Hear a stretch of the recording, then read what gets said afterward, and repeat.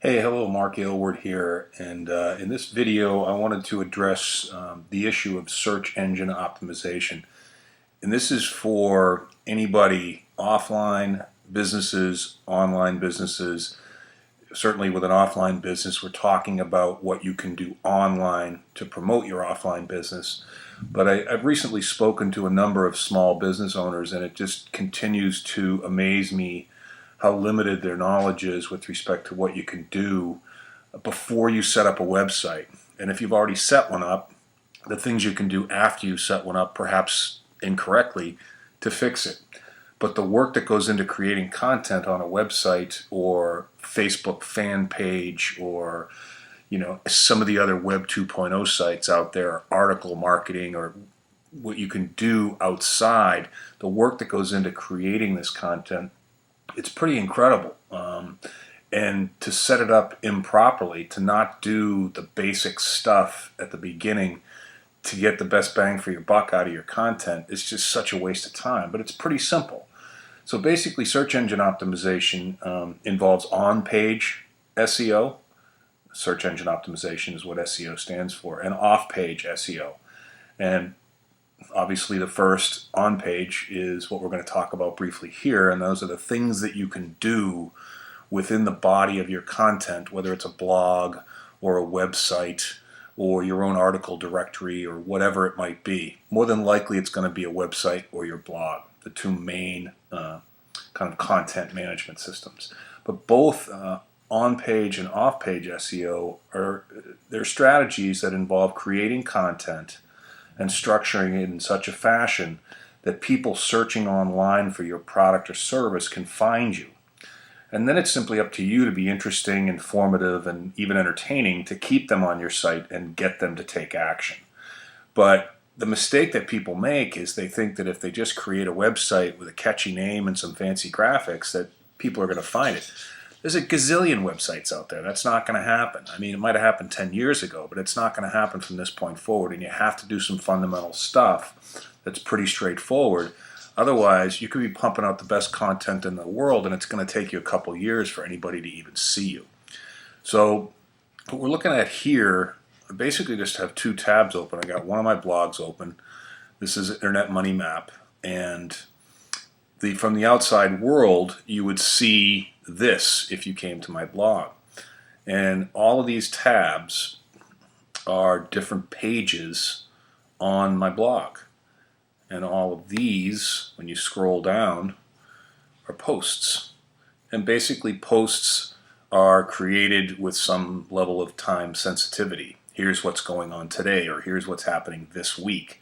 And essentially pages, which I've also got some listed down here, these are perhaps less time sensitive. These are about topics that are, well, everything online is time sensitive, but these are a little bit less so. These might be like copywriting, for instance. It's been the same for 50 years. There's just different ways to do it and present it online, but the same fundamental concepts are in place. So pages are a little less time sensitive.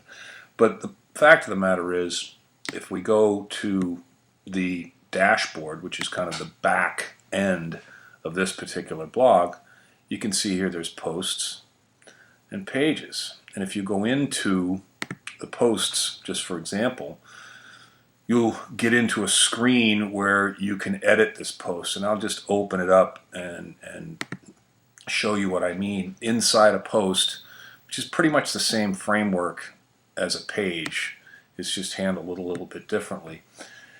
The first thing that you want to do in setting any content up on site is do keyword research. And this video is not about keyword research. That's a topic unto itself.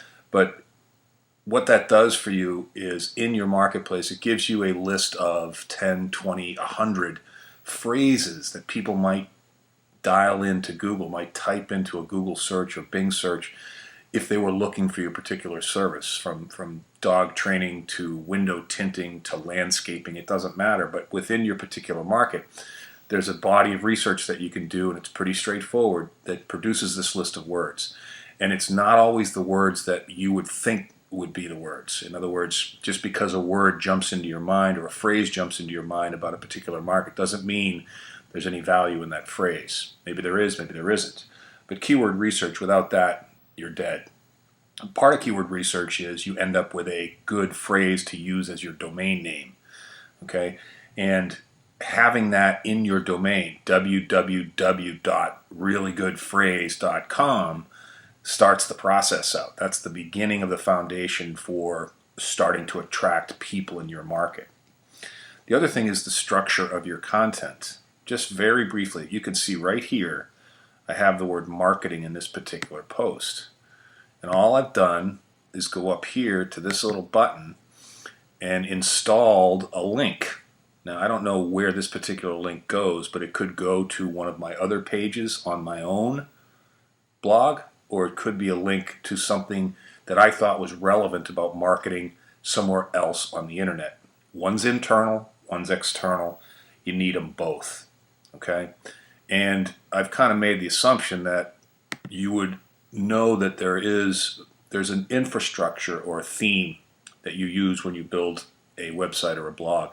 It is the way that the blog is built. It's WordPress is the one that I use. It's the one you're looking at right here. I would recommend it highly because it's just so set up already to do what you would like it to do, that there's a lot of work behind the scenes that's already been done to just make it more magnetic, make it more attractive to people in your market. And again, that's a technical thing for another video. But if you select a platform like WordPress and start to build content on that platform, you're way ahead of the game versus starting out just creating HTML pages from scratch, which you may not even know how to do anyway. And then the last thing are these plugins. Another reason that WordPress is so good is these are automatic scripts that all you have to do is click them and install them. 2 clicks. And they all have different levels of functionality. And this one here, all-in-one SEO pack, is the mother of all beginning stages of search engine optimization. You plug it in, and all of a sudden you're more attractive to Google. I don't even know how it works, and it doesn't matter. But these are little shortcuts that you can use for on-page SEO that will start out your online efforts way ahead of the curve, rather than not doing this research and just popping in, Vinny's Pizzeria because Vinny happens to be your first name. It's meaningless. It's a waste of time. So the delivery of quality content never stops. You're constantly putting articles on site, posts on site, articles off site. You're creating videos. You're creating, taking photos. All kinds of other work needs to be done. This is not a finite task that all of a sudden, oh, I'm done and the world's going to come to my front door. But as your visibility and authority grow by doing these things, eventually search engine optimization on page will start to have a positive impact on your business. But that's not enough. There's more, and in the next video we're going to talk about things you can do off page, not on your website, to attract people to your website. So I hope that helped, and we'll see you in the next video.